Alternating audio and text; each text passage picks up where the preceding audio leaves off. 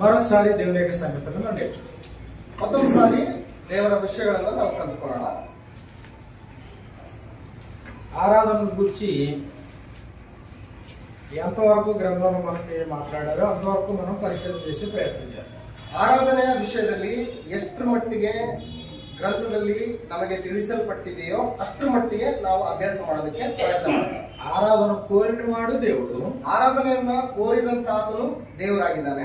ఎట్టి జనము ఆరాధన చేయాలో కూడా మాట్లాడుతున్నాడు ఆయన. ಎಂತ ಜನರು ತನ್ನನ್ನ ಆರಾಧಿಸಬೇಕು ಎಂಬುದಾಗಿ ಕೂಡ ಆತ ಮಾತಾಡ್ತಾ ಇದ್ದಾನೆ. ధర్మశాస్త్రంలో అయితే ಧರ್ಮಶಾಸ್ತ್ರದಲ್ಲಾದ್ರೆ ఇదిగో వారు అర్పించేటువంటి అర్పణలో ಅವರು ಅರ್ಪಿಸಿದಂತಹ ಅರ್ಪಣೆಗಳ ವಿಷಯದಲ್ಲಿ అర్పణలో ఏమి అర్పించాలో చెప్పాడు, ఎక్కడ అర్పించాలో కూడా మాట్లాడాడు. ಯಾವ್ಯಾವುಗಳನ್ನ ಅರ್ಪಿಸಬೇಕು ಮತ್ತು ಎಲ್ಲಿ ಅರ್ಪಿಸಬೇಕು ಎಂಬುದನ್ನು ಕೂಡ ಹೇಳಿದ್ದಾನೆ. ద్వితీయోపదేశకాండం 16వ అధ్యాయం 16వ వచనం మనం చూస్తే, ಧರ್ಮೋಪದೇಶಕಾಂಡ ಪುಸ್ತಕ 16ನೇ ಅಧ್ಯಾಯ 16ನೇ ವಚನದಲ್ಲಿ ನಾವು ನೋಡಿದ್ರೆ 16వ అధ్యాయం 16వ వచనంలో మనకి ఇలా రాయబడింది. ಧರ್ಮೋಪದೇಶಕಾಂಡ ಪುಸ್ತಕ 16ನೇ ಅಧ್ಯಾಯ 16ನೇ ವಚನದಲ್ಲಿ ನಮಗೆ ಈ ರೀತಿಯಾಗಿ ಬರೆಯಲ್ಪಟ್ಟಿದೆ. ఏటికి 3 మారులు అనగా పొంగని రొట్టెల పండుగలోను, వారముల పండుగలోను, పర్ణశాలల పండుగలు, 3 పండుగలు. ಹುಳಿ ಇಲ್ಲದ ರೊಟ್ಟಿಗಳ ಜಾತ್ರೆಯಲ್ಲಿಯೂ, ಪಂಚಾಶತ್ತಮ ದಿನದ ಜಾತ್ರೆಯಲ್ಲಿಯೂ, ಪರ್ಣಶಾಲೆಗಳ ಜಾತ್ರೆಯಲ್ಲಿಯೂ ಅಂತ ಹೇಳ್ತಾರೆ. ఇక్కడ మూడు పండుగలు అన్నాడు. ಅಂತೂ ವರ್ಷಕ್ಕೆ 3 ಆವರ್ತಿ ಅಂತ ಹೇಳ್ತಾರೆ. ఏడాదికి 3 మారులు ಅಂದ್ರೆ ವರ್ಷಕ್ಕೆ 3 ಆವರ್ತಿ.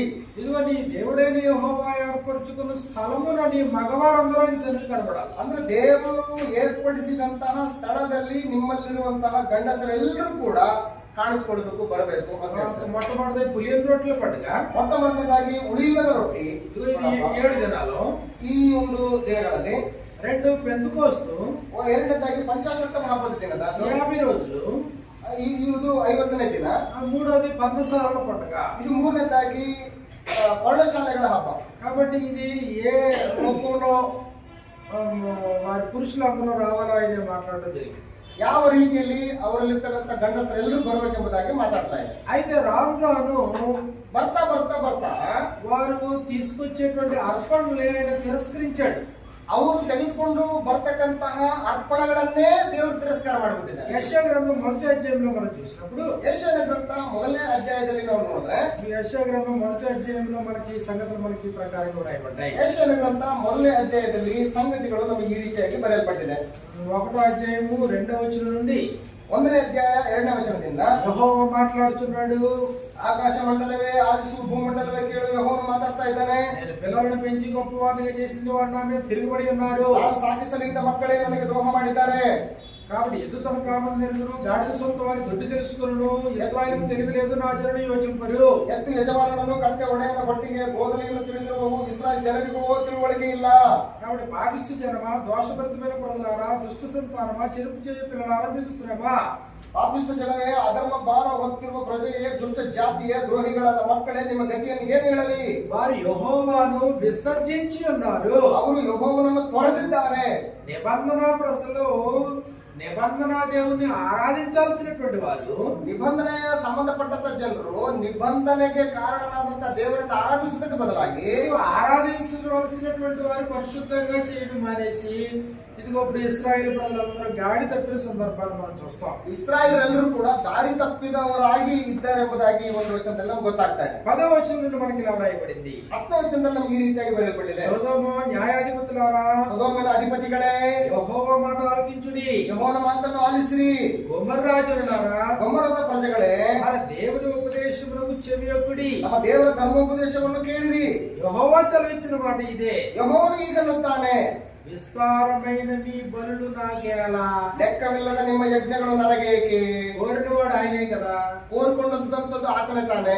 మళ్ళీ ఇప్పుడు విస్తారమైన మీ బలులు నాకు ఎందుకు అని అడుగుతున్నాడు. ಮತ್ತೆ ಲೆಕ್ಕವಿಲ್ಲದ ನಿಮ್ಮ ಯಜ್ಞಗಳು ನನಗೆ ಯಾಕೆ ಅಂತ ಹೇಳಿ ಬಿಟ್ಟು ಕೇಳ್ತಾ ಇದ್ದಾನೆ. అంటే ఇప్పుడు ఆరాధనలో బలి అర్పణ అర్పించడం అనేది ఆయన కోరుతున్నాడా వద్దంటున్నాడా? ಅಂದ್ರೆ ಆರಾಧನೆಯಲ್ಲಿ ಬಲಿಗಳನ್ನ ಅರ್ಪಿಸುವಂತದ್ದನ್ನ ಆತನು ಕೋರ್ತಾ ಇದ್ದಾನ ಅಥವಾ ನಿರಾಕರಿಸ್ತಾ ಇದ್ದಾನ? అంటే ఆరాధన వద్దంటున్నాడా? ಅಂದ್ರೆ ಆರಾಧನೆ ಬೇಡ ಅಂತ ಹೇಳ್ತಾ ಇದ್ದಾನ? బలి అర్పణ వద్దంటున్నాడా? ಬಲಿ ಅರ್ಪಣೆಗಳು ಬೇಡ ಅಂತ ಹೇಳ್ತಾ ಇದ್ದಾನ? అసలు బలి అర్పణ లేకపోతే వాళ్ళు ఎలా పరిశుద్ధపరచబడతారు? ಇಷ್ಟಕ್ಕೂ ಬಲಿ ಅರ್ಪಣೆಗಳು ಇಲ್ಲ ಅಂತಂದ್ರೆ ಅವ್ರು ಹೇಗೆ ಪರಿಶುದ್ಧಪಡಿಸಲ್ಪಡ್ತಾರೆ? ఇప్పుడు పాపి అయినటువంటి నరుడు పరిశుద్ధులైన దేవుని చేరుకోవడం కదా బలి అర్పణ. ಅಂದ್ರೆ ಪಾಪಿಯಾದಂತ ಮನುಷ್ಯನು ದೇವರ ಬಳಿಗೆ ಸೇರುವುದಕ್ಕೋಸ್ಕರ ತಾನೇ ಮಧ್ಯದಲ್ಲಿ ಬಲಿಗಳ ಅರ್ಪಣೆ ఆ ಆಗ್ತಕ್ಕಂಥ. బలి అర్పణ అర్పించడం కొరకే లేవి యాజకత్వాన్ని సిద్ధం చేశారు. ಆ ಬಲಿಗಳನ್ನು ಅರ್ಪಿಸುವುದಕ್ಕೋಸ್ಕರವೇ ಲೇವಿ ಯಾಜಕರನ್ನು ನೇಮಕ ಮಾಡಿದ್ದಾನೆ. మరి బలి అర్పణ వద్దంటే ಈಗ ಬಲಿ ಅರ್ಪಣೆಗಳೇ ಬೇಡ ಅಂತಂದ್ರೆ పాపి అలాగే ఉండిపోతాడు. ಪಾಪಿ ಹಾಗೆ ಇದ್ಕೊಂಡ್ಬಿಡ್ತಾನೆ. దహన బలి వద్దంటే ಇಲ್ಲಿ ದಹನ ಬಲಿಗಳು ಬೇಡ ಅಂತಂದ್ರೆ, పాప పరిహార బలి వద్దు, పరిహారార్థ బలి వద్దంటే, ಪಾಪ ಪರಿಹಾರಾರ್ಥ ಬಲಿ ಬೇಡ ಅಂತಂದ್ರೆ, అపరాధ పరిహారార్థ బలి వద్దంటే, ಅಪರಾಧ ಪರಿಹಾರಾರ್ಥ ಬಲಿಗಳು ಬೇಡ ಅಂತಂದ್ರೆ మరి వీళ్ళకి సొల్యూషన్ ఎలాగా? ಇವರಿಗೆ ಪರಿಹಾರ ಏನು, ಸೊಲ್ಯೂಷನ್ ಏನು? అంటే ఇప్పుడు బలుల్ని తిరస్కరిస్తున్నాడా? ಈಗ ಬಲಿಗಳನ್ನು ತಿರಸ್ಕರಿಸ್ತಾ ಇದ್ದಾನೆ ಇಲ್ಲಿ. కాదు, ಬಲಿಗಳನ್ನ ತಿರಸ್ಕರಿಸ್ತಾ ಇಲ್ಲ. బలిని కోరుతున్నాడు. ಬಲಿಗಳನ್ನ ಕೋರ್ತಾ ಇದ್ದಾನೆ. కానీ ಆದ್ರೆ బలర్పించేటువంటి వారి యొక్క ప్రవర్తన అనుకూలంగా లేదు. ಅಂದ್ರೆ ಬಲಿಗಳನ್ನ ಅರ್ಪಿಸುವಂತವರ ನಡವಳಿಕೆಗಳು ದೇವರಿಗೆ ಅನುಕೂಲಕರವಾದಂತ ರೀತಿಯಲ್ಲಿ ಇಲ್ಲ. రాజైనటువంటి సౌలు గురించిన సంగతులు మనం చూసినప్పుడు, ಅರಸನಾದಂತಹ ಸೌಲನ ವಿಷಯವನ್ನ ನಾವು ಗಮನಿಸಿದ್ರೆ, కాబట్టి సౌలు చేసినటువంటి పాపం ఏంటి? ಸೌಲನು ಮಾಡಿದಂತ ಪಾಪ ಏನು? ఆ బొత్తిగా అమాలేకీని హతం చేయమన్నాడు. ಅಂದ್ರೆ ಅಮಾಲೇಕ್ಯರನ್ನ ನೀನು ಸಂಪೂರ್ಣವಾಗಿ ನಾಶ ಮಾಡು ಅಂತ ಹೇಳ್ತಾ ಇದ್ದಾನೆ. కానీ ఇప్పుడు దేని మీద ఫోకస్ చేశాడు ఈయన? ಆದ್ರೆ ಸೌಲನು ಯಾವ್ದ್ರ ಮೇಲೆ ಫೋಕಸ್ ಮಾಡ್ತಾ ಇದ್ದಾನೆ? తిరిగి వచ్చిన తర్వాత యెహోవాకు బలి ఇవ్వాలి. ಅಲ್ಲಿಂದ ಮರಳಿ ಬಂದಾಗ ಯೆಹೋವ ದೇವರಿಗೆ ನಾನು ಬಲಿಗಳನ್ನು ಅರ್ಪಿಸಬೇಕು. కావాల్సింది బలి మాట వినడమా? ಅಲ್ಲಿ ದೇವರಿಗೆ ಬೇಕಾಗಿರುವಂತದ್ದು ಬಲಿನ ಆತನ ಮಾತನ್ನು ಕೇಳುವಂತದ್ದು. మొదటి సమూయేలు గ్రంథం 15వ అధ్యాయం మనం చూస్తే, మొదటి సమూయేలు గ్రంథం 15వ అధ్యాయంలో ಮೊದಲನೇ ಸಮುವೇಲ ಪುಸ್ತಕ 15ನೇ ಅಧ್ಯಾಯದಲ್ಲಿ ఇదిగో 15వ వచనం మనకి ఇలా రాయబడింది. 15ನೇ ವಚನದಲ್ಲಿ ನಮಗೆ ಈ ರೀತಿಯಾಗಿ ಬರೆಯಲ್ಪಟ್ಟಿದೆ. మొదటి సమూయేలు 15:15లో, ಒಂದನೇ ಸಮುವೇಲ ಪುಸ್ತಕ 15ನೇ ಅಧ್ಯಾಯ 15ನೇ ವಚನದಲ್ಲಿ, అందుకు సౌలు ಅದಕ್ಕೆ ಸೌಲನು, అమాలేకీయుల యొద్ద నుండి జనులు వీటిని తీసుకొని వచ్చిరి. ಜನರು ನಿನ್ನ ದೇವರಾದ ಯೆಹೋವನಿಗೋಸ್ಕರ దేవుడైన యెహోవాకు బలులర్పించుటకు జనులు గొర్రెలన్నిట్లో ఎడ్లన్నిట్లో మంచి వాటిని ఉండనిచ్చిరి. ಅಮಾಲೇಕರ ಕುರಿದನಗಳಲ್ಲಿ ಮೇಲ್ತರದವುಗಳನ್ನು ಉಳಿಸಿ ತಂದಿದ್ದಾರೆ. మిగిలిన వాటినన్నిటిని నిర్మూలన చేస్తున్నాగా ಮಿಕ್ಕಾದವುಗಳನ್ನೆಲ್ಲ ಸಂಪೂರ್ಣವಾಗಿ ನಾಶ ಮಾಡಿದೆವು ಎಂದು ಉತ್ತರ ಕೊಟ್ಟನು. అక్కడ ఫోకస్ దేని మీదకి వెళ్ళింది? ಅಂದ್ರೆ ಈಗ ಫೋಕಸ್ ಯಾವ್ದ್ರ ಮೇಲೆ ಹೋಗಿದೆ? యెహోవాకు బలి అర్పిద్దాం. ಯೆಹೋವನಿಗೆ ಬಲಿ ಅರ್ಪಿಸಬೇಕು. మాట వినకపోయినా పర్లేదా? ಮಾತು ಕೇಳದೆ ಇದ್ರೂ ಪರವಾಗಿಲ್ವಾ? ఆయన ఉపదేశాన్ని ఆలకించకపోయినా పర్లేదా? ಆದ್ರೆ ಉಪದೇಶವನ್ನು ಕೇಳದೆ ಇದ್ರೂ ಕೂಡ ಪರವಾಗಿಲ್ವಾ? బలి అర్పిస్తే సంతోషించేసేవాడా? ಅಂದ್ರೆ ಬಲಿ ಅರ್ಪಿಸಿದ್ರೆ ಮಾತ್ರ ದೇವರು ಸಂತೋಷ ಪಡ್ತಾನ? యెషయా గ్రంథంలో కూడా పరిస్థితి అదే. ಯೆಶಯ ಗ್ರಂಥದಲ್ಲಿ ಇರ್ತಕ್ಕಂಥ ಪರಿಸ್ಥಿತಿ ಕೂಡ ಇದೇನೆ. బలి అర్పిస్తున్నారు కరెక్టే, ಬಲಿಗಳನ್ನು ಅರ್ಪಿಸ್ತಾ ಇದ್ರೆ ಸರಿನೇ. ಆದ್ರೆ ఇదిగో మీ విస్తారమైన మీ బలులు నాకేలా, ನಿಮ್ಮ ಲೆಕ್ಕವಿಲ್ಲದ ಯಜ್ಞಗಳು ನನಗೇಕೆ? దహన బలులకు పొట్టేళ్లు బావుగా మేపులు కోడలు ద్రోవు దూడల కొవ్వు నాకు వెక్కసమాయను. ಈ ಕೊಬ್ಬು ಓರಿ ಕರಗಳ ಒಂದು ಕುರಿಗಳ ಕೊಬ್ಬು ನನಗೆ ಅಸಹ್ಯ ಆಗ್ಬಿಟ್ಟಿದೆ. కోడెల రక్తం ఉందైనను, గొర్రె పిల్లల రక్తం ఉందైనను, మేకపోతుల రక్తం నాకు ఇష్టం లేదు. ಅಂದ್ರೆ ಓತ ಓರಿ ಕರಗಳ ರಕ್ತಗಳು ಇವುಗಳು ನಮ್ಗೆ ಯಾರು ಇಷ್ಟ ಇಲ್ಲ.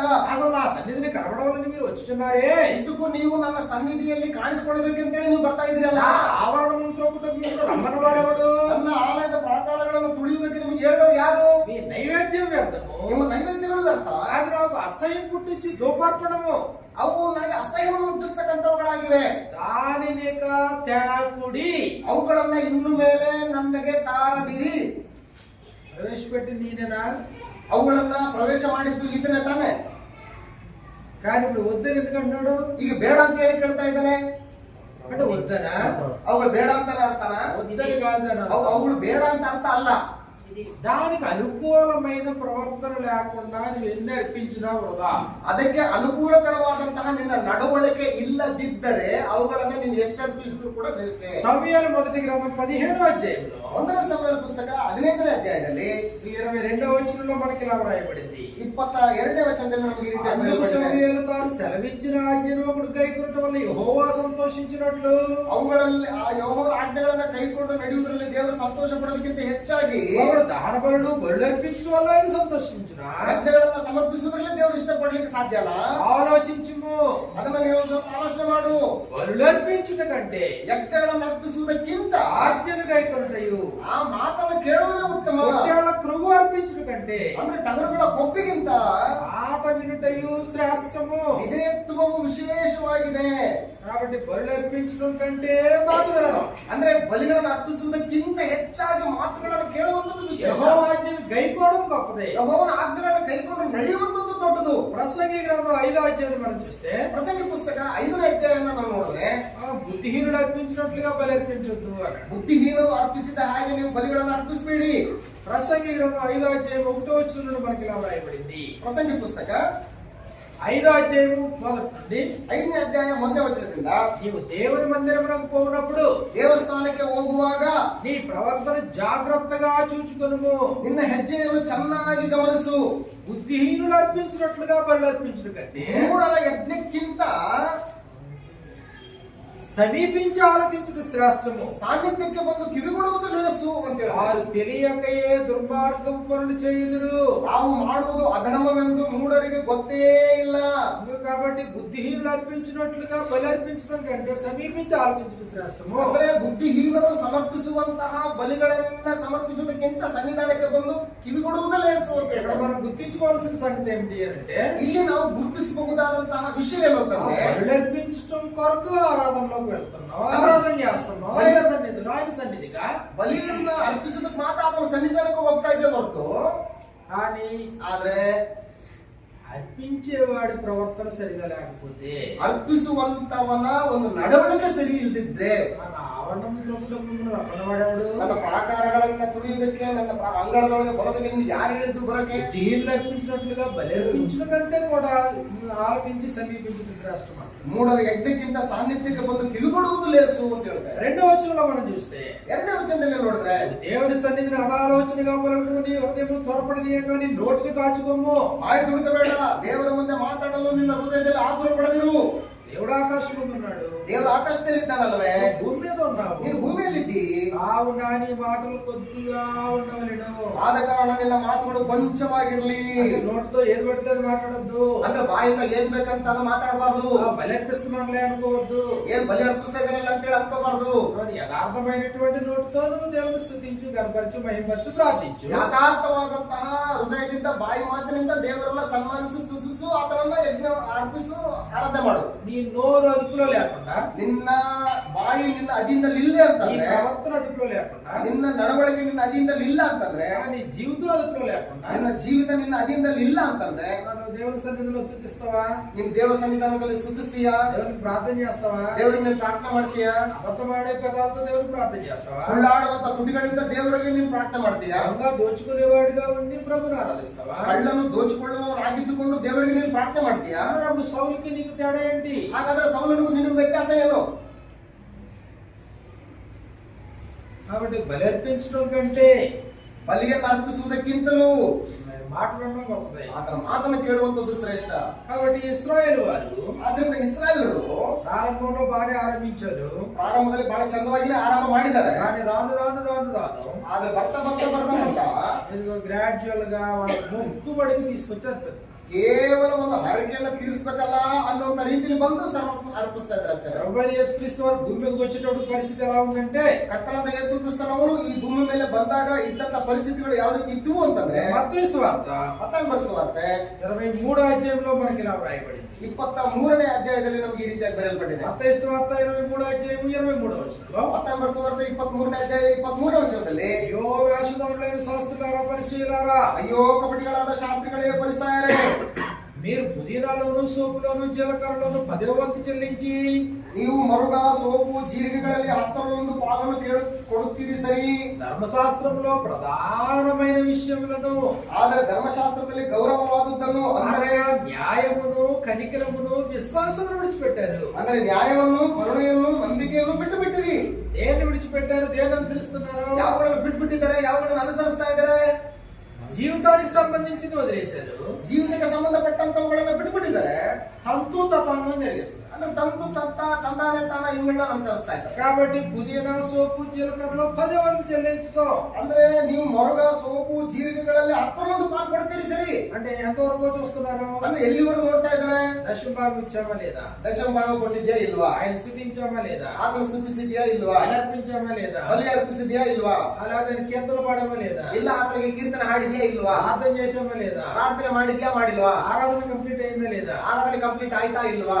ఏదో మొక్కుబడి కోసం ఆరాధన అనేటువంటి తంతు తతంగం చేస్తున్నారు కానీ ಕೇವಲ ನೆಪ ಮಾತ್ರಕ್ಕೆ ಒಂದು ಕೆಲಸಗಳನ್ನ ಮಾಡ್ತಾ ಇದ್ದಾರೆ ಹೊರತು ಧರ್ಮಶಾಸ್త్రంలో ప్రధానమైన సంగతులు ಅಂದ್ರೆ ಧರ್ಮಶಾಸ್ತ್ರದಲ್ಲಿ ಗೌರವವಾದಂತನ್ನ ಪ್ರಧಾನವಾದಂತನ್ನ న్యాయము కనికరము విశ్వాసాన్ని వదిలిపెట్టేశారు. ಅಂದ್ರೆ ನ್ಯಾಯವನ್ನು ಕರುಣೆಯನ್ನು ನಂಬಿಕೆಯನ್ನು ಬಿಟ್ಟುಬಿಟ್ಟಿದ್ದಾರೆ. వాటిని మానగా వీటిని చేయవలసి ఉండను. ಇವುಗಳನ್ನು ಮಾಡಬೇಕಾಗಿತ್ತು, ಅವುಗಳನ್ನು ಬಿಡಬಾರದು.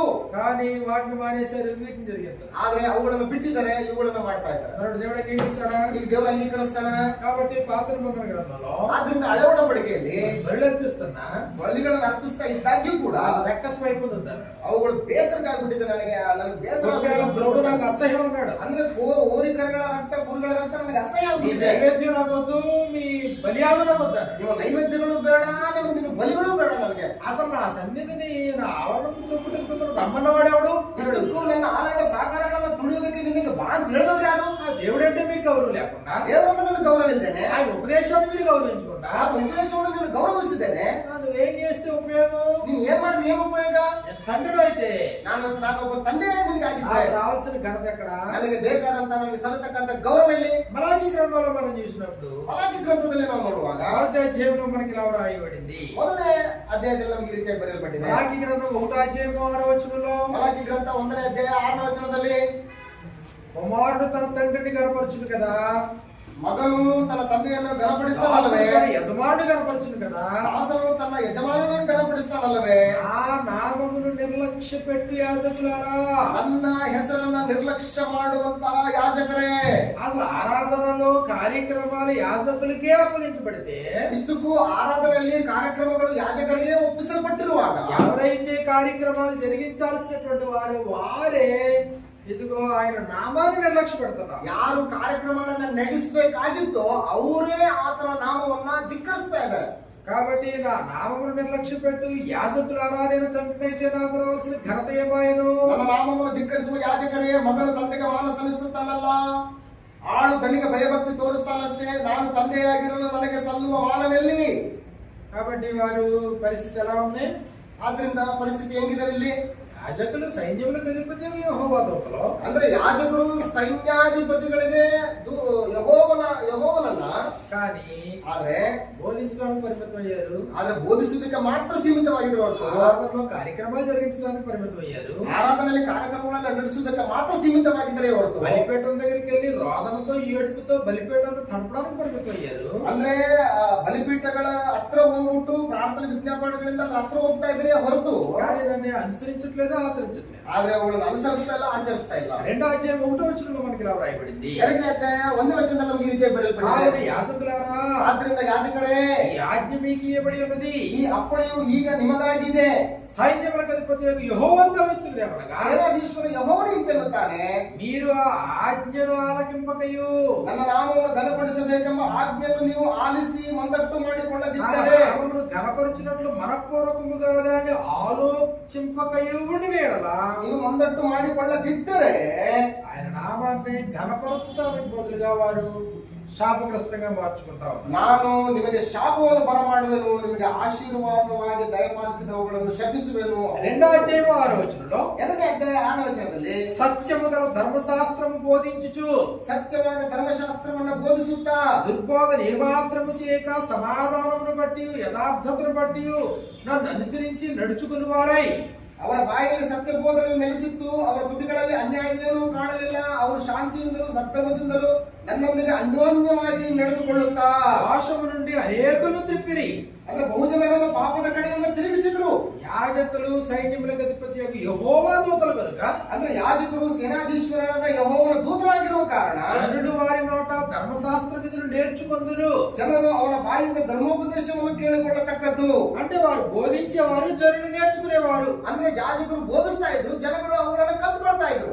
8వ వచనం మీరు చూసినప్పుడు, 8ನೇ ವಚನವನ್ನ ನೀವು ನೋಡಿದ್ರೆ, అయితే మీరు మార్గము తప్పిరి.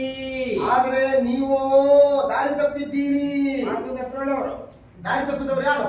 ఆరాధించాల్సిన వాళ్ళు. ಆರಾಧಿಸಬೇಕಾಗಿರ್ತಕ್ಕಂಥವರು ದಾರಿ ತಪ್ಪಿದ್ದಾರೆ. ఎవరికైతే బలి అర్పణలు అర్పించాడో అప్పచెప్పాడో వాళ్ళు గాడి తప్పారు. ಯಾರಿಗೆ ಯಾರಿಗೆ ಬಲಿಗಳನ್ನು ಅರ್ಪಿಸುವುದಕ್ಕೆ ಒಪ್ಪಿಸಲ್ಪಟ್ಟಿದ್ದಾರೋ ಅವರುಗಳೇ ದಾರಿ ತಪ್ಪಿಬಿಟ್ಟಿದ್ದಾರೆ. ఎవరైతే స్తుతించేటువంటి వారుగా మరి బాధ్యతలు అప్పుడు వారు తప్పారు. ಯಾರು ತನ್ನನ್ನು ಸ್ತುತಿಸಬೇಕೆಂಬುದಾಗಿ ಆ ಜವಾಬ್ದಾರಿಯನ್ನು ವಹಿಸಿಕೊಂಡಿದ್ದೋ ಅವರೇ ದಾರಿ ತಪ್ಪಿದ್ದಾರೆ. ఎవరైతే వాద్య విశేషాలతో ఆయన ఆరాధించాలో వాళ్ళు దారి తప్పారు. ಯಾರು ವಾದ್ಯಗಳಿಂದ ಆತನನ್ನ ಸ್ತುತಿಸಬೇಕಾಗಿತ್ತೋ ಅವರೇ ದಾರಿ ತಪ್ಪಿದ್ದಾರೆ. ಇವತ್ತು ಲೇವಿಯರು ದಾರಿ ತಪ್ಪಾರು, ಯಾಜಕರು ದಾರಿ ತಪ್ಪಾರು, ಲೇವಿಯರು ದಾರಿ ತಪ್ಪಿದ್ದಾರೆ, ಯಾಜಕರು ದಾರಿ ತಪ್ಪಿದ್ದಾರೆ, ఉపదేశకులు దారి తప్పారు, ಉಪದೇಶಕರು ದಾರಿ ತಪ್ಪಿದ್ದಾರೆ. పరిస్థితి ఎలా మారిపోతుంది? ಪರಿಸ್ಥಿತಿಗಳು ಯಾವ ರೀತಿ ಬದಲಾಗ್ಬಿಡ್ತವೆ? జనుడు మీ నోట ಜನರು ನಿಮ್ಮ ಬಾಯಿಂದ దేవుని యొక్క ఉపదేశం వినాలి, వాళ్ళు దిద్దుకోవాలి జీవితాన్ని. ದೇವರ ಉಪದೇಶವನ್ನು ನಿಮ್ಮ ಬಾಯಿಂದ ಕೇಳಬೇಕು, ನಮ್ಮ ಬದುಕುಗಳನ್ನ ತಿದ್ದಿ ಸರಿಪಡಿಸ್ಕೊಳ್ಬೇಕು. కానీ ಆದ್ರೆ ఇప్పుడు వీళ్ళు ఆరాధనకి అటెండ్ అవుతారు. ಆದ್ರೆ ಇವರು ಆರಾಧನೆಗೆ ಅಟೆಂಡ್ ಆಗ್ತಾ ಇದ್ದಾರೆ. సంవత్సరానికి 3 సార్లు అటెండ్ అవుతారు. ವರ್ಷಕ್ಕೆ 3 ಅವರ್ತಿ ಅಟೆಂಡ್ ಆಗ್ತಾ ಇದ್ದಾರೆ. బలి అర్పించడానికి రెడీ అయిపోతారు, ಬಲಿಗಳನ್ನು ಅರ್ಪಿಸೋದಕ್ಕೆ ಸಿದ್ಧರಾಗ್ತಾರೆ, ఆరాధన చేయడానికి రెడీ అయిపోతారు. ಆರಾಧನೆ ಮಾಡೋದಕ್ಕೆ ಸಿದ್ಧರಾಗ್ಬಿಡ್ತಾರೆ. ఎందుకంటే ఇది మా జన్మ హక్కు దేవుడు మాకు ఇచ్చాడు. ಯಾಕಂದ್ರೆ ಇದು ನಮ್ಮ ಜನ್ಮ ಹಕ್ಕು, ದೇವರು ನಮಗೆ ಇದನ್ನು ಕೊಟ್ಟಿದ್ದಾರೆ. కనికరమనే మాకు లేవి యాజకత్వాన్ని నాకు చెప్పాడు. ಆದ್ರಿಂದ ನಾವು ಕನಿಕರವುಳ್ಳಂತ ಲೇವಿಕರಾಗಿ ಇರಬೇಕು ಎಂಬುದಾಗಿ ಇದನ್ನು ನಮ್ಗೆ ಒಪ್ಪಿಸ್ಕೊಟ್ಟಿದ್ದಾರೆ. ಆದ್ರಿಂದ అంటారన్నమాట, ಇದನ್ನ ನಾವು ಮಾಡಲೇಬೇಕು ಅಂತ ಹೇಳ್ತಾರೆ. అది రెండో అధ్యాయంలో మనం చూసినప్పుడు ಎರಡನೇ ಅಧ್ಯಾಯನ ನೋಡುವಾಗ వాళ్ళ పరిస్థితి ఇంకా దిగజారిన పరిస్థితి, ಅವರ ಪರಿಸ್ಥಿತಿಗಳು ಇನ್ನೂ ಕೆಳಗಿಳಿದು ಹೋಗ್ತಾ ಇದ್ದಾರೆ. 13వ వచనంలో 13వ వచನದಲ್ಲಿ మరియు రెండవసారి మీరు అలాగ చేయదు, యెహోవా బలిపీఠమును మీరు ఏడ్పుతో కన్నీళ్లతో రోదనతో తడుపుదురు.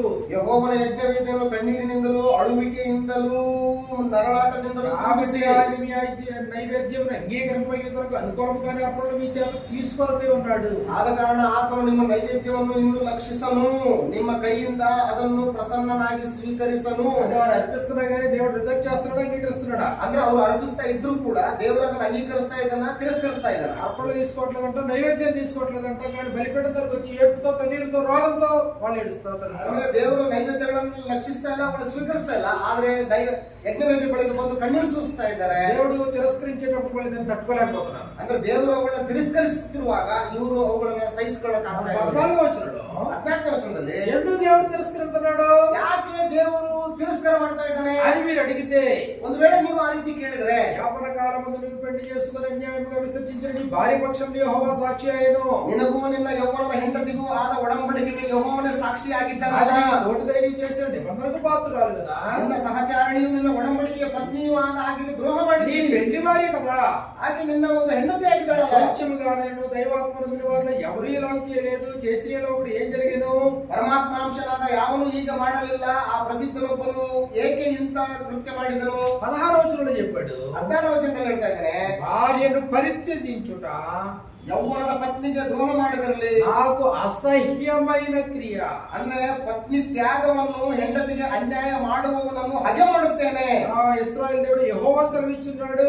ಇದು ಸೇನಾಧೀಶ್ವರ ಯೆಹೋವನ ನುಡಿ. ఒకడు తన వస్త్రమును బలాత్కారముతో నింపుట నాకు అసహ్యమని సైన్యములకు అధిపతి యెహోవా సెలవిచ్చున్నాడు. ದೇವರಾದ ಯೆಹೋವನು ಇಂತೆನ್ನುತ್ತಾನೆ, ಇದೇ ಸೇನಾಧೀಶ್ವರ ಯೆಹೋವನ ನುಡಿ. ಆದ ಕಾರಣ ನಿಮ್ಮ ಆತ್ಮನ ಎಚ್ಚರಿಕೆಯಿಂದ ನೋಡಿಕೊಳ್ಳ್ರಿ. కాబట్టి మీరు విశ్వాసఘాతకులు కాకుడి, ಆದ್ರಿಂದ ನೀವು ದ್ರೋಹ ಮಾಡಬೇಡ್ರಿ. కాబట్టి ఆయన ఏమో తిరస్కరిస్తున్నాడు.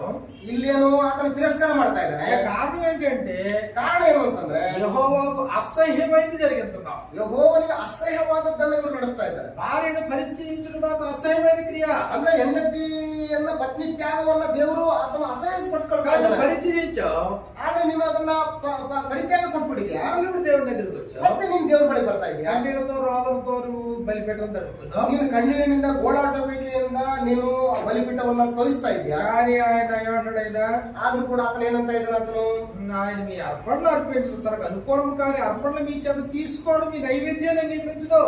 ಅಂದ್ರೆ ನಿಮ್ಮ ಅರ್ಪಣೆಗಳನ್ನ ಆತನ ಅಂಗೀಕರಿಸ್ತಾ ಇಲ್ಲ. కాబట్టి ఇది పరిస్థితి. ಅದರಿಂದ ಇದು ಪರಿಸ್ಥಿತಿ.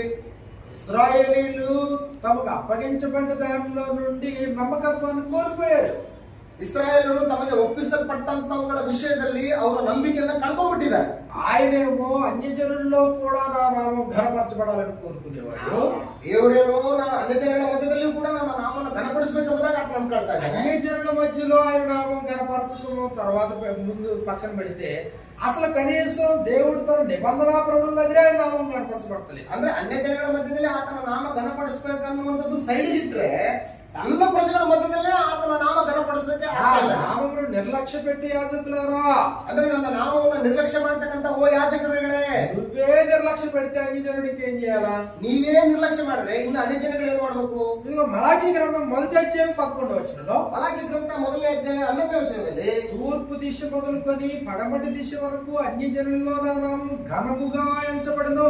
ಸೂರ್ಯನು ಮೂಡುವ ದಿಕ್ಕಿನಿಂದ ಮುಳುಗುವ ದಿಕ್ಕಿನವರೆಗೆ ನನ್ನ ನಾಮವು ಅನ್ಯ ಜನಾಂಗಗಳಲ್ಲಿ ಘನವಾಗಿದೆ. సకల స్థలములలో ధూపమును పవిత్రమైన అర్పణను అర్పించబడును. ಒಂದೊಂದು ಸ್ಥಳದಲ್ಲಿಯೂ ನನ್ನ ನಾಮಕ್ಕೆ ಧೂಪವನ್ನು ಶುದ್ಧ ನೈವೇದ್ಯವನ್ನು ಅರ್ಪಿಸುತ್ತಾರೆ. ಹೌದು, అన్య జనులలో నా నామము ఘనముగా ఎంచబడిన సైన్యములకు అధిపతి యెహోవా సెలవిస్తున్నాడు. ಅನ್ಯ ಜನಾಂಗಗಳಲ್ಲಿಯೇ ನನ್ನ ನಾಮವು ಘನವಾಗಿದೆ. ಇದು ಸೇನಾಧೀಶ್ವರ ಯೆಹೋವನು ನುಡಿ. ఎందుకు ఇప్పుడు అన్య జనుల వరకు వెళ్ళిపోతున్నాడు? ఇప్పుడైనా ಯಾಕೆ ಈಗ ಅನ್ಯ ಜನಗಳ ಬಟ್ಟೆ ಅವ್ರ ಬಳಿಗೆ ಹೋಗ್ತಾ ಇದ್ದಾನೆ ದೇವರು? ఆంధ్ర ప్రజలైన ఇశ్రాయేల్ వదిలిపెట్టేసి ఇప్పుడు అన్య జనుల వరకు ఎందుకు వెళ్ళిపోతున్నాడు? ಒಡಂಬಡಿಕೆ ಸಂಬಂಧವಾದಂತ ಇಸ್ರಾಯೇಲ್ ಜನರನ್ನ ಬಿಟ್ಟುಬಿಟ್ಟು ಅನ್ಯ ಜನರ ಬಳಿಗೆ ಯಾಕೆ ಹೋಗ್ತಾ ಇದ್ದಾನೆ ದೇವ್ರ ಮಗ?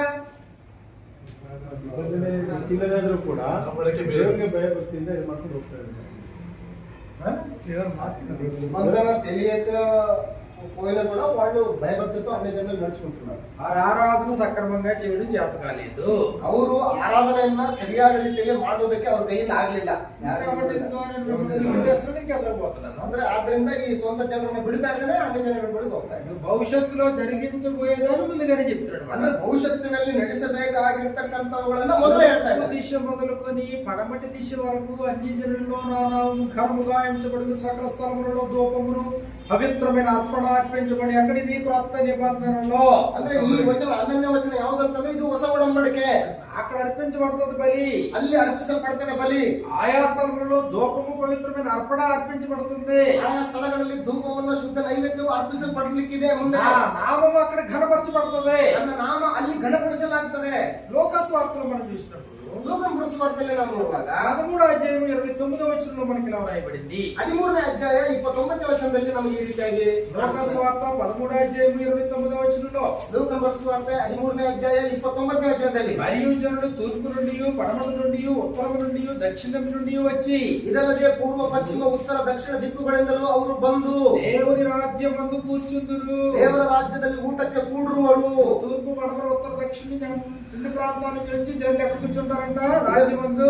ಇದಲ್ಲದೆ ಪೂರ್ವ ಪಶ್ಚಿಮ ಉತ್ತರ ದಿಕ್ಕುಗಳಿಂದ ದಕ್ಷಿಣ ದಿಕ್ಕುಗಳಿಂದ ಬಂದು ಎಲ್ಲರೂ ಎಲ್ಲಿ ಕೂತ್ಕೊತಾರಂತೆ? ದೇವರ ರಾಜ್ಯದಲ್ಲಿ. మత్తయి సువార్త 8వ అధ్యాయంలో ಮತ್ತಾಯ ಪುರುಷವಾರ್ತೆ 8ನೇ ಅಧ್ಯಾಯದಲ್ಲಿ 11వ వచనం మనకి ఇలా రాయబడింది. 11ನೇ ವಚನದಲ್ಲಿ ನಮಗೆ ಈ ರೀತಿಯಾಗಿ ಬರೆಯಲ್ಪಟ್ಟಿದೆ. 8వ అధ్యాయం 11వ వచనం మనం చూస్తే, 8ನೇ ಅಧ್ಯಾಯ 11ನೇ ವಚನ అనేకులు తూర్పు నుండి పడమటి నుండి వచ్చి, ಇದಲ್ಲದೆ ನಿಮಗೆ ಹೇಳುವುದೇನೆಂದ್ರೆ ಮೂಡಣ ಪಡುವಣ ದಿಕ್ಕುಗಳಿಂದ ಬಹಳ ಜನ ಬಂದು ಪರಲೋಕ ರಾಜ್ಯದಲ್ಲಿ ಅಬ್ರಹಾಂ ಇಸಾಕ್ ಯಾಕೋಬ ಎಂಬುವರ ಸಂಗಡ ಊಟಕ್ಕೆ ಕೂಡುವರು. అబ్రాహాముతో కూడా ఇస్సాకుతో కూడా యాకోబుతో కూడా పరలోకమందు కూర్చుందురు. ಅಲ್ಲಿ ಎಲ್ಲರೂ ಕೂಡ ಬಂದು ಅಲ್ಲಿ ಊಟಕ್ಕೆ ಕೂಡುವರು. కాబట్టి ఇప్పుడు ఈ ఛాన్స్ మొట్టమొదటి ఎవరికి ఇచ్చాడు? ಅಂದ್ರೆ ಈ ಚಾನ್ಸ್ ಮೊಟ್ಟ ಮೊದಲಿಂದ ಯಾರಿಗೆ ಕೊಟ್ಟಿದ್ದಾನೆ? ఇశ్రాయేలుకి ఇచ్చాడు. ಇಸ್ರಾಯೇಲ್ಗೆ ಕೊಟ್ಟಿದ್ದಾನೆ. పోగొట్టుకున్నారు, ಆದ್ರೆ ಅವರು ಕಳ್ಕೊಂಡ್ಬಿಟ್ಟಿದ್ದಾರೆ. ಅದನ್ನ తృణీకరించుకున్నారు. ಅವರು ತಿರಸ್ಕರಿಸಲ್ಪಟ್ಬಿಟ್ಟಿದ್ದಾರೆ. గొప్ప అవకాశం అనుగ్రహించాడు. ದೊಡ್ಡ ಅವಕಾಶ ಅವರು ಕೊಟ್ಟಿದ್ದ. ఇది తమ తమ తమ జీవితం ద్వారా దేవునికి నైవేద్యం పెట్టే అవకాశం ఇచ్చాడు. ನಮ್ಮ ಜೀವಿತಗಳ ಮುಖಾಂತರ ದೇವರಿಗೆ ನೈವೇದ್ಯವನ್ನು ಸಲ್ಲಿಸುವಂತಹ ಸ್ಥಿತಿಯಲ್ಲಿ ಅವರು ಇಟ್ಟಿದ್ದ. ప్రజల పక్షాన బలర్పించడానికి దేవుడు ఉద్దేశించాడు. ಪ್ರಜೆಗಳ ಪಕ್ಷವಾಗಿ ಇವರುಗಳು ಬಲಿಗಳನ್ನು ಅರ್ಪಿಸುವಂತ ಸ್ಥಿತಿಯಲ್ಲಿ ದೇವರು పాపముల పరిహారమునకై వీళ్ళని ఏర్పాటు చేశాడు. ಪಾಪಗಳ ಪರಿಹಾರಕ್ಕಾಗಿ ದೇವರು ಇವರುಗಳನ್ನು ನೇಮಕ ಮಾಡಿದ್ದ. కానీ యాజకులు ఏమయ్యారు? ಆದ್ರೆ ಯಾಜಕರು ಏನಾಗಿದ್ದಾರೆ? నమ్మకత్వాన్ని కోల్పోయారు, ನಂಬಿಕೆಯನ್ನು ಕಳ್ಕೊಂಡ್ಬಿಟ್ಟಿದ್ದಾರೆ, దేవుడిని తిరస్కరించారు, ದೇವರನ್ನು ತಿರಸ್ಕಾರ ಮಾಡಿಬಿಟ್ಟಿದ್ದಾರೆ, నిబంధన మీరిపోయారు. ಒಡಂಬಡಿಕೆಯನ್ನು ಮೀರಿಬಿಟ್ಟಿದ್ದಾರೆ. అది ధర్మశాస్త్రంలో ఆరాధన స్పాయిల్ అయిపోవడానికి దారి తీసిన పరిస్థితి. ಅಂದ್ರೆ ಆರಾಧನೆಯ ಒಂದು ಸ್ಪಾಯ್ಲ್ ಆಗೋದಕ್ಕೆ ಧರ್ಮಶಾಸ್ತ್ರದಲ್ಲಿ ಕಾರಣ ಇದು. కాబట్టి ఇప్పుడు దేవుని యొక్క ప్రణాళిక ఇప్పుడు మళ్ళీ ఇప్పుడు ఎక్కడ సక్సెస్ అవ్వలేదు? ಅಂತ ದೇವರ ಪ್ರಣಾಳಿಕೆ ಈಗ ಎಲ್ಲಿ ಸಕ್ಸಸ್ ಆಗ್ಬೇಕು ಇವಾಗ? భవిష్యత్తు. ಭವಿಷ್ಯತ್ತಿನಲ್ಲಿ. భవిష్యత్తు అంటే ఎవరితో ఇది? ಅಂದ್ರೆ ಭವಿಷ್ಯತ್ತು ಅಂತಂದ್ರೆ ಯಾರೊಟ್ಟಿಗೆ ಇದು? అన్యజనులైనటువంటి వారు ఆడవుతారు. ಅಂದ್ರೆ ಅನ್ಯ ಜನಗಳೊಟ್ಟಿಗೆ ಇದು. మనకు అవకాశం దొరికింది నేడు. ಈಗ ಇವತ್ತು ನಮ್ಗೆ ಅವಕಾಶ ಸಿಕ್ಕಿದೆ. ಇವತ್ತು మనం దేహపరంగా మనం అబ్రహాం సంతానం కాదు కదా. ಈಗ ದೈಹಿಕವಾಗಿ ನಾವು ಅಬ್ರಹಾಮನ ಸಂತಾನದವರು ಅಲ್ವಲ್ಲ. ನಾವು ఇశ్రాయేలు కాదు కదా, యూదులు కాదు కదా. ನಾವು ಯಹೂದ್ಯರು ಅಲ್ವಲ್ಲ. ದೈಹಿಕವಾಗಿ మన పూర్వీకులతో కాదు కదా దేవుడు నిబంధన చేసుకున్నాడు. ದೇವರು ನಮ್ಮ ಪೂರ್ವಿಕರೊಟ್ಟಿಗೆ ಮಾಡಿಕೊಂಡಂತದ್ದು ಅಲ್ವಲ್ಲ ನಿಬಂಧನೆ. ఏ భేదం లేకుండా ಈಗ ಯಾವ ವ್ಯತ್ಯಾಸವಿಲ್ಲದೆ, ಯಾವ ಭೇದವಿಲ್ಲದೆ అందరూ పాపం చేశారు. ಎಲ್ಲರೂ ಪಾಪ ಮಾಡ್ಬಿಟ್ಟಿದ್ದಾರೆ. ఏ వ్యత్యాసం లేకుండా ಯಾವ ಭೇದವಿಲ್ಲ, ಏನೂ ಹೆಚ್ಚು ಕಡಿಮೆ ಇಲ್ಲ. దేవుడు పక్షపాతి కాడు అని నిరూపించడానికి దేవుడు పక్షపాతి అల్ల ఎంబుదನ್ನು నిరూಪಿಸುವುದಕ್ಕೋಸ್ಕರ యూదుల్లో నుండి విశ్వసించిన వారితో పాటు అన్యుల్లో నుండి కూడా విశ్వసించిన వారికి ప్రవేశం దొరికింది. ಯಹೂದ್ಯರೊಟ್ಟಿಗೆ ವಿಶ್ವಾಸಿಸುವಂತವರ ಒಟ್ಟಿಗೆ ಅನ್ಯ ಜನರು ಯಾರು ನಂಬ್ತಾರೆ ಅವ್ರಿಗೂ ಕೂಡ ಅಲ್ಲಿ ಪಾಲು ದೊರಕ್ತಾ ಇದೆ. పేతురు రాసిన మొదటి పత్రిక 2వ అధ్యాయం 9వ వచనంలో ಪೇತ್ರನು ಬರೆದ ಮೊದಲ ಪತ್ರಿಕೆ 2ನೇ ಅಧ್ಯಾಯ 9ನೇ ವಚನದಲ್ಲಿ పేతురు రాసిన మొదటి పత్రిక 2వ అధ్యాయం 9వ వచనంలో మనకి ఇలా రాయబడింది. ಪೇತ್ರನು ಬರೆದ ಮೊದಲ ಪತ್ರಿಕೆ 2ನೇ ಅಧ್ಯಾಯ 9ನೇ ವಚನದಲ್ಲಿ ನಮಗೆ ಈ ರೀತಿಯಾಗಿ ಬರೆಯಲ್ಪಟ್ಟಿದೆ. అయితే మీరు చీకటిలో నుండి ఆశ్చర్యకరమైన తన వెలుగులోనికి మిమ్మల్ని పిలిచిన వారి గుణాతిశయం ప్రచురం చేయని బద్దము ನಿಮ್ಮನ್ನು ಕತ್ತಲೊಳಗಿಂದ ಕರೆದು ತನ್ನ ಆಶ್ಚರ್ಯಕರವಾದ ಬೆಳಕಿನಲ್ಲಿ ಸೇರಿಸಿದ ಆತನ ಗುಣಾತಿಶಯಗಳನ್ನು ಪ್ರಚಾರ ಮಾಡುವವರಾಗುವುದು. ఏర్పరచబడిన వంశమును ದೇವರಾದಕೊಂಡ ಜನಾಂಗವು రాజులైన యాజక సమూహమును ರಾಜವಂಶಸ್ಥರಾದ ಯಾಜಕರು పరిశుద్ధ జనమును ಮೀಸಲಾದ ಜನವು దేవుని సొత్తైన ప్రజలై ఉన్నారు. ದೇವರ ಸ್ವಕೀಯ ಪ್ರಜೆಯೂ ಆಗಿದ್ದೀರಿ. ఒకప్పుడు ప్రజగా ఉండక ఇప్పుడు దేవుని ప్రజ అయితిరి. ಮೊದಲು ನೀವು ಪ್ರಜೆಯಾಗಿರಲಿಲ್ಲ, ಈಗ ದೇವರ ಪ್ರಜೆಯಾಗಿದ್ದೀರಿ. ఒకప్పుడు కనికరింపబడక ఇప్పుడు కనికరింపబడ్డవారైతిరి. ಮೊದಲು ನೀವು ವಾತ್ಸಲ್ಯ ಹೊಂದಿರಲಿಲ್ಲ, ಈಗ ವಾತ್ಸಲ್ಯ ಹೊಂದಿದವರಾಗಿದ್ದೀರಿ. కనికరించాడా? ದೇವರು ನಮ್ಮನ್ನು ವಾತ್ಸಲ್ಯ ಮಾಡಿದನ, కృప చూపించాడా? ಕೃಪೆ ತೋರಿಸಿದನ. అర్హత లేని మనకి అర్హతను అనుగ్రహించాడా? ಅರ್ಹತೆ ಇಲ್ಲದಂತ ನಮ್ಮಗಳಿಗೆ ಅರ್ಹತೆಯನ್ನು ಕೊಟ್ಟಿದ್ದಾನಲ್ಲ. పాపాలు కడిగేశాడా? ನಮ್ಮ పాಪಗಳನ್ನು ತೊಳೆದಿದ್ದಾನ. కడగబడి పరిశుద్ధపరచబడి నీతిమంతులుగా తీర్చాడా? ನಮ್ಮನ್ನು ತೊಳೆದು ಪರಿಶುದ್ಧರನ್ನಾಗಿ ಮಾಡಿ ನೀತಿವಂತರನ್ನಾಗಿ ನಿರ್ಣಯಿಸಿದ್ದಾನಲ್ವಾ. ఎందుకు ఇంత కడిగిన ముత్యంలా చేశాడైనా? ಯಾಕೆ ಇಷ್ಟೊಂದು ತೊಳೆದ ಮುತ್ತಿನ ರೀತಿಯಲ್ಲಿ ನಮ್ಮನ್ನು ಮಾಡಿದ್ದಾನೆ? ఏ ఆశించున్నాడు మళ్ళీ ఇప్పుడైనా? ಮತ್ತೆ ನಮ್ಮಿಂದ ಆತನು ಏನನ್ನ ಆಶಿಸ್ತಾ ಇದ್ದಾನೆ? కడిగిన ముత్యంలా ఉండి ನೀನು ತೊಳೆದ ಮುತ್ತಿನಂತೆ ಇದ್ದು ఇప్పుడు నీ నోటుతో దేవుడిని స్తుతించు, ನಿನ್ನ ಬಾಯಿಂದ ದೇವರನ್ನು ಸ್ತುತಿಸು, నీ పెదాలతో నీ హృదయంతో దేవుడిని కీర్తించు, కొనియాడు, గనపరచు. ನಿನ್ನ ಹೃದಯಾಂತರಾಳದಿಂದ ನಿನ್ನ ಬಾಯ ತುಟಿಗಳಿಂದ ದೇವರನ್ನು ಕೊಂಡಾಡು, ದೇವರನ್ನು ಘನಪಡಿಸು, దేవునికి ప్రార్థన చెయ్యి, ದೇವರಿಗೆ ಪ್ರಾರ್ಥನೆ ಮಾಡು, ఇదిగో ఉపదేశం చెయ్యి, ಈಗ ಉಪದೇಶ ಮಾಡು. ఆయన నామాన్ని ప్రచురించేయడానికి సూచనగా ప్రభు యొక్క బలలో సహవాసంలో పాల్గొ. ಆತನ ನಾಮವನ್ನು ಪ್ರಚುರಪಡಿಸುವುದಕ್ಕೋಸ್ಕರ ಕರ್ತನ ಭೋಜನದಲ್ಲಿ ನಿನ್ನ ಪಾಲನ್ನ ಹೊಂದು.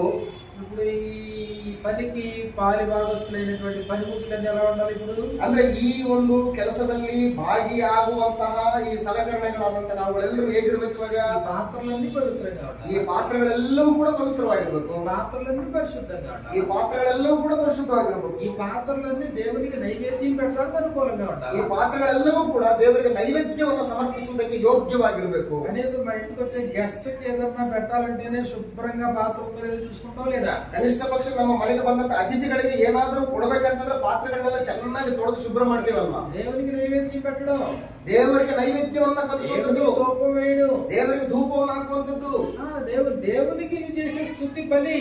ಅಂದ್ರೆ ದೇವರಿಗೆ ನೀನು ಮಾಡ್ತಕ್ಕಂಥದ್ದು ಬಲಿ, ಸ್ತುತಿ. ಇದು ఒక్క నోట్ నుండి డబల్ టంగ్ 2 రకాలు వస్తాయా? ಅಂದ್ರೆ ಒಂದೇ ಬಾಯಿಂದ 2 ನಾಲಿಗೆಗಳು ಡಬಲ್ ಸ್ಟ್ಯಾಂಡರ್ಡ್ಸ್ ಬರ್ತಾವ. ఒక్క జలం నుండి తీయని నీరును చేదు నీరును ఊరునా? ಅಂದ್ರೆ ಒಂದೇ ಬಾವಿಯಿಂದ ಸಿಹಿ ನೀರು ಕಹಿ ನೀರು 2 ಹೊರಟು ಬರ್ತಾವ. ఇదే నోటితో దేవుని స్తుతించి ఇదే నోటితో దేవుని పోలికగా సృష్టించబడి నరుని శపిస్తావా? ಇದೇ ಬಾಯಿಯಿಂದ ದೇವರ ಹೋಲಿಕೆಗೆ ಸೃಷ್ಟಿಸಲ್ಪಟ್ಟಂತಹ ಒಬ್ಬ ಸಹೋದರನ ತಿರಸ್ಕಾರ ಮಾಡಿ ದೇವರನ್ನ ನೀನು ಮಹಿಮೆ ಪಡ್ತೀಯಾ? నువ్వు దేవుని స్తుతిస్తున్నావంటే ದೇವರನ್ನ ನೀನು ಸ್ತುತಿ ಮಾಡ್ತಾ ಇದೀಯಾ ಅಂತಂದ್ರೆ స్తుతి బలి అర్పిస్తున్నావు.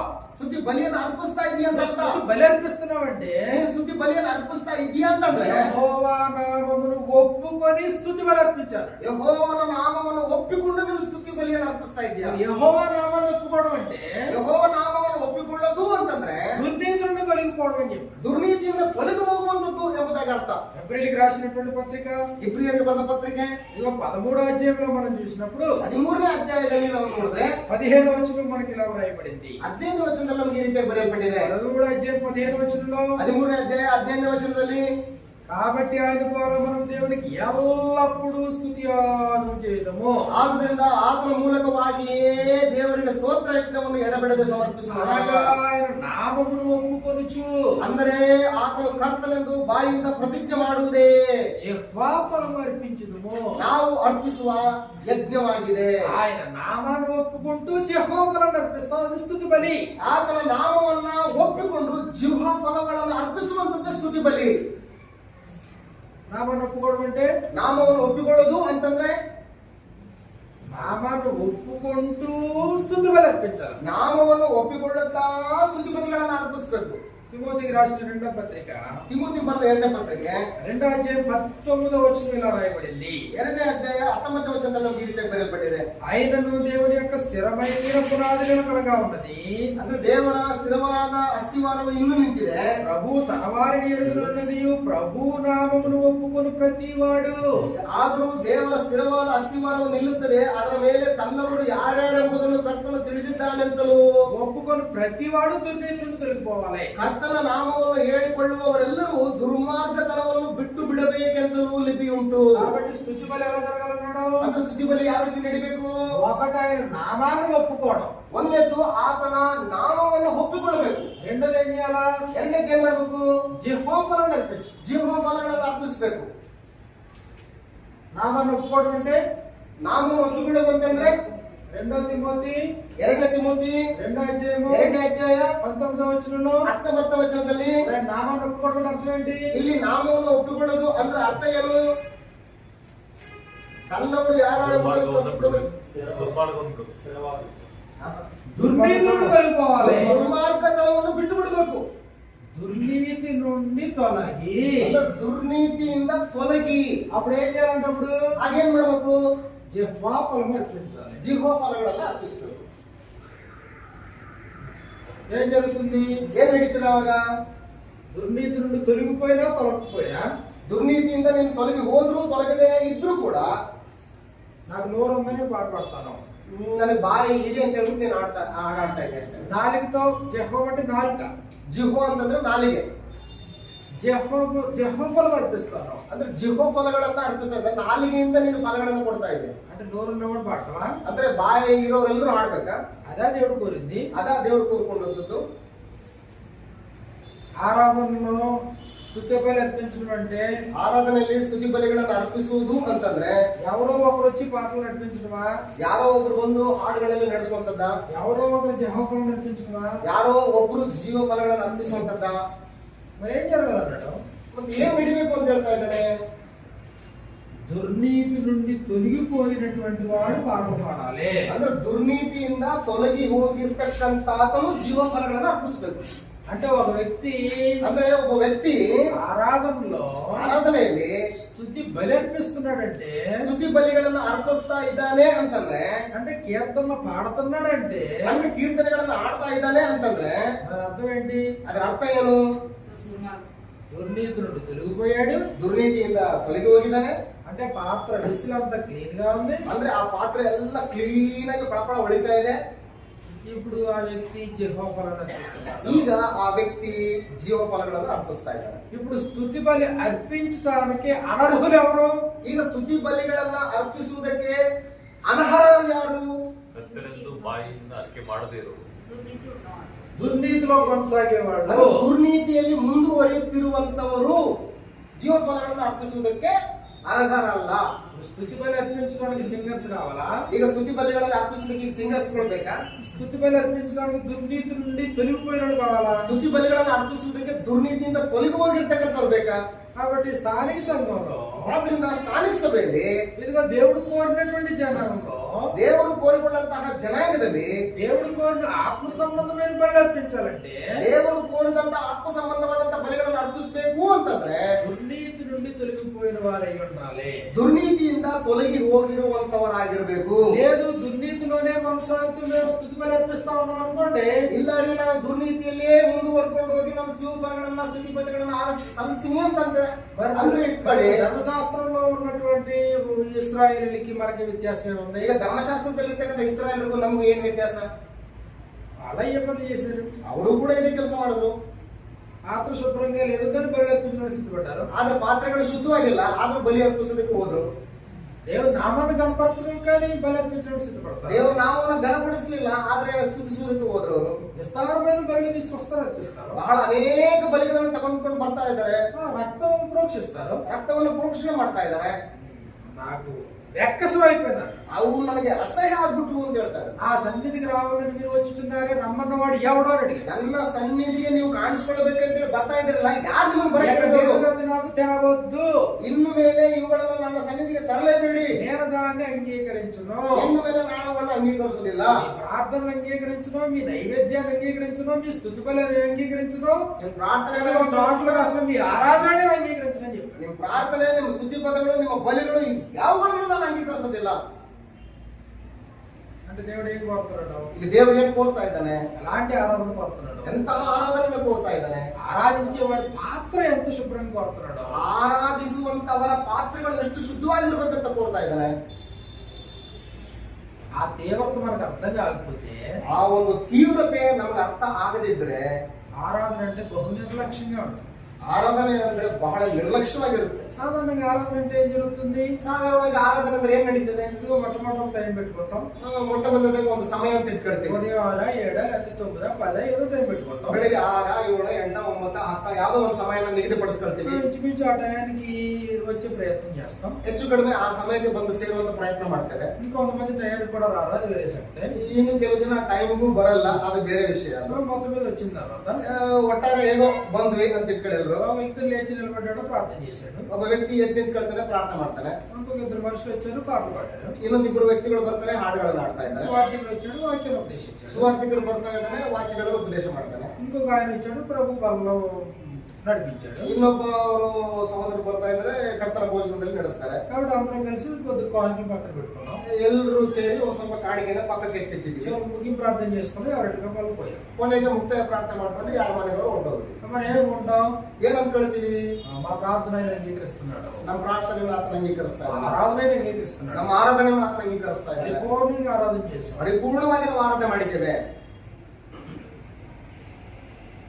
ఇక్కడ వ్యక్తులు ఇంపార్టెంటా లేకపోతే మీ యాక్టివిటీ ఇంపార్టెంటా? ಇಲ್ಲಿ ವ್ಯಕ್ತಿಗಳು ಇಂಪಾರ್ಟೆಂಟಾ ಅಥವಾ ಆಕ್ಟಿವಿಟೀಸ್ ಇಂಪಾರ್ಟೆಂಟಾ? అంటే ఇప్పుడు ఎన్ని పాటలు పాడారు, ఎంత ప్రార్థన చేశారు, ఎంత ప్రసంగం, ఇదే దేవుడు చూసేది? ಎಷ್ಟು ಹಾಡುಗಳನ್ನು ಹಾಡಿದ್ರೆ, ಎಷ್ಟು ಪ್ರಸಂಗ ಮಾಡಿದ್ರೆ, ಎಷ್ಟು ಕಾಣಿಕೆ ಹಾಕಿದ್ರೆ, ಇದಾ ಇಂಪಾರ್ಟೆಂಟ್? లేదా వ్యక్తి యొక్క యథార్థత ఇంపార్టెంటా? ಆ ವ್ಯಕ್ತಿಯಲ್ಲಿನ ವ್ಯಕ್ತಿಯ ಒಂದು ಯಥಾರ್ಥತೆ ಇಂಪಾರ್ಟೆಂಟಾ?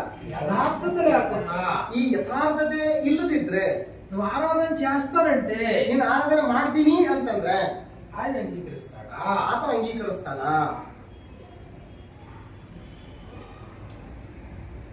ఆయన అంగీకరించడం, ಆತನ ಅಂಗೀಕರಿಸ್ತಾನ? అంగీకరించలే ఆయన. ಆತನ ಅಂಗೀಕರಿಸೋದಿಲ್ಲ. కాబట్టి ఆరాధించేవాడు ఎవరిని ఆరాధిస్తున్నాడో తెలియాలా? ಆರಾಧಿಸುವಂತ ಆತನು ಯಾರನ್ನ ಆರಾಧಿಸ್ತಾ ಇದ್ದೀನಿ ಅನ್ನೋದನ್ನು ತಿಳ್ಕೊಳ್ಬೇಕು. ఆరాధింపబడేవాడు ఎలాంటి ప్రజలను కోరుకుంటున్నాడో తెలియాలి. ಆರಾಧನೆ ಹೊಂದುವಂತ ಆತನು ಎಂತ ಪ್ರಜೆಗಳನ್ನು ಕೋರ್ತಾ ಇದ್ದಾನೆ ಅನ್ನುವಂಥದ್ದನ್ನ ಅವಶ್ಯಕ. ఎలాంటి వారి చేత ఆరాధింపబడాలని ఆయన కోరుకుంటున్నాడో, ಎಂತಹ ಪ್ರಜೆಗಳಿಂದ ಆರಾಧನೆಯನ್ನ ಹೊಂದಬೇಕೆಂಬುದಾಗಿ ಆತನು ಬಯಸ್ತಾ ಇದ್ದಾನೆ ಅನ್ನೋದನ್ನ ತಿಳ್ಕೊಳ್ಬೇಕಾಗಿದೆ. ఎవరు పడితే వాళ్ళు పాటలు పాడడం కాదు. ಯಾರಂದ್ರೆ ಅವರು ಹಾಡುವಂತದ್ದಲ್ಲ. ధర్మశాస్త్రంలో అయితే 4,000 మందిని ప్రత్యేకంగా బృందాన్ని ఏర్పాటు చేశాడు. ಧರ್ಮಶಾಸ್ತ್ರದಲ್ಲಿ 4,000 ಜನಗಳನ್ನ ಪ್ರತ್ಯೇಕವಾಗಿ ಹಾಡಾಡೋದಕ್ಕೆ ನೇಮಿಸಿದ್ದಾನೆ. వాళ్ళు ప్రత్యేకంగా ఇది పాటలు పాడడానికే అన్నాడు, అంతే వాళ్ళని. ಅವರು ಹಾಡಾಡೋದಕ್ಕೆ ಮೀಸಲಾಗಿ ಇಟ್ಟಿದ್ದಾನೆ. ಅಲ್ಲಿ ఇదిగో చూడండి ఒకసారి, ನೋಡಿ ಒಂದ್ಸಾರಿ మొదటి దినవృత్తాంతాల గ్రంథం 23వ అధ్యాయంలో, ಒಂದನೇ ಪೂರ್ವಕಾಲ ವೃತ್ತಾಂತ 23ನೇ ಅಧ್ಯಾಯದಲ್ಲಿ, మొదటి దినవృత్తాంతాల గ్రంథం 23వ అధ్యాయాన్ని మనం చూసినప్పుడు, ಒಂದನೇ ಪೂರ್ವಕಾಲ ವೃತ್ತಾಂತ 23ನೇ ಅಧ್ಯಾಯದಲ್ಲಿ 4వ వచనంలో 5వ వచనంలో మనకి ఇలా రాయబడింది. 4 ಮತ್ತು 5ನೇ ವಚನದಲ್ಲಿ ಈ ರೀತಿಯಾಗಿ ಬರೆಯಲ್ಪಟ್ಟಿದೆ. మొత్తం 38,000 మందిని 30 సంవత్సరాల కంటే పైబడినటువంటి లేవీని సిద్ధపడి చేశారంట. ಒಟ್ಟು 30 ವರ್ಷ ಮೊದಲುಗೊಂಡು ಹೆಚ್ಚಾದ ವಯಸ್ಸುള്ള ಲೇವಿಯನ್ನು ಲೆಕ್ಕಿಸಿದಾಗ ಗಂಡಸ 38,000 ಜನರನ್ನ ಪ್ರತ್ಯೇಕಪಡಿಸಿಟ್ಟಿದ್ದಾನೆ. 4వ వచనంలో 4ನೇ ವಚನದಲ್ಲಿ వీరిలో 24,000 మంది యెహోవా మందిరపు పని విచారించువారుగాను, ಇವರಲ್ಲಿ ಯೆಹೋವನ ಆಲಯವನ್ನು ಕಟ್ಟುವವರ ಮೇಲ್ವಿಚಾರಣೆಗಾಗಿ 24,000 ಮಂದಿಯನ್ನು, 6,000 మంది అధిపతులుగాను, ನ್ಯಾಯಾಧಿಪತಿಗಳನ್ನಾಗಿ ಮತ್ತು ಅಧಿಕಾರಿಗಳನ್ನಾಗಿ 6,000 ಮಂದಿಯನ್ನು, న్యాయాధిపతులుగాను ఉండిరి. ಅವರನ್ನ ನ್ಯಾಯಾಧಿಪತಿಗಳನ್ನಾಗಿ ಇಟ್ಟಿದ್ದಾರೆ. 5వ వచనంలో 5వ ವಚನದಲ್ಲಿ 4000 మంది ద్వారపాలకులుగా నియమించబడిరి. ದ್ವಾರಪಾಲಕರನ್ನಾಗಿ 4000 ಮಂದಿಯನ್ನು మరి 4000 మంది ತಾನು ಸಿದ್ಧಪಡಿಸಿದ ವಾಕ್ಯಗಳನ್ನು ಯೆಹೋವನನ್ನು ಭಜಿಸುವುದಕ್ಕಾಗಿ ఆ స్తుతి చేయు నిమిత్తమే దావీదు చేయించిన వాక్య విశేషములతో యెహోవాను స్తుతించువారుగా నియమింపబడిదిరి.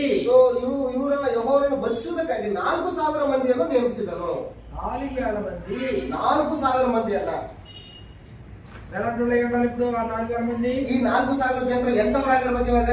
అంత పరిశుద్ధంగా ఉండాలి. ಎಷ್ಟು ಪರಿಶುದ್ಧವಾಗಿರ್ಬೇಕು? అందరికి అవకాశం దొరికిందా? ಎಲ್ರಿಗೂ ಅವಕಾಶ ಸಿಗ್ತಾ? లేదు. ಇಲ್ಲ. ప్రత్యేకంగా ಪ್ರತ್ಯೇಕವಾಗಿ పరిశుద్ధపరిచి పవిత్రపరిచి సమాధానపరిచి ఇదిగో వాళ్ళ పాత్రని వారి యొక్క ధరించేటువంటి వస్త్రాలు సిద్ధం చేసి ಅವರ ಒಂದು ಪಾತ್ರಗಳಲ್ಲಿ ಧರಿಸಿಕೊಳ್ತಕ್ಕಂಥ ವಸ್ತ್ರಗಳನ್ನು ಕೂಡ ಸಿದ್ಧಪಡಿಸಿ ఇదిగో ఇప్పుడు మీరు విలువైనటువంటి వారు, ఇప్పుడు మీరు స్తుతి బలెత్తండి. ಈಗ ನೀವು ಬೆಲೆಯುಳ್ಳಂತವರು, ಈಗ ನೀವು ಸ್ತುತಿ ಮಾಡಿ. పద్ధతి చెప్పాడైనా ಒಂದು ಪದ್ಧತಿ ಹೇಳ್ಬಿಟ್ಟಿದ್ದಾರೆ ಆತನು. ఎవరు పడితే వాళ్ళు పాటలు కుదురుతుంది అప్పుడు? ಯಾರು ಬೇಕಂದ್ರೆ ಅವರು ಹಾಡಾಡೋದು ನಡೀತದ? లేదు. కానీ ఇశ్రాయేల్ ఆ విషయం చేయడంలో కొంతకాలం సఫలమయ్యారు, తర్వాత విఫలమయ్యారు. ಇಸ್ರಾಯೇಲರು ಆ ವಿಷಯದಲ್ಲಿ ಸ್ವಲ್ಪ ದಿನಗಳ ಕಾಲ ನಡೆದ್ರು, ಆಮೇಲೆ ಅವುಗಳ ವಿಷಯದಲ್ಲಿ ತಪ್ಪೋದು. బ్రేక్ తీసుకోండి. ಸಣ್ಣ ಬ್ರೇಕ್ ತಗೊಳ್ಳಿ. ఆరాధన అంటే అసలు నిర్వచనం ఏంటి? ఆరాధನೆ ಅಂತಂದ್ರೆ ಅದರ ಡೆಫಿನೇಷನ್ ಏನು? దాన్ని ఈ రోజు మనం కొత్త నిబంధనలో మనం దాన్ని ఎలా కొనసాగించగలం? ಅದನ್ನ ಇವತ್ತು ಹೊಸ ಒಡಂಬಡಿಕೆಯಲ್ಲಿ ನಾವು ಹೇಗೆ ಅದನ್ನು ಮುಂದುವರಿಸಿಕೊಂಡು ಹೋಗ್ತೇವೆ? ఆ సంగతులు కూడా నేర్చుకుందాం. ಆ ಸಂಗತಿಗಳನ್ನ ನಾವು ಕಲಿತ್ಕೊಳ್ಳೋಣ. ಎಲ್ಲರಿಗೂ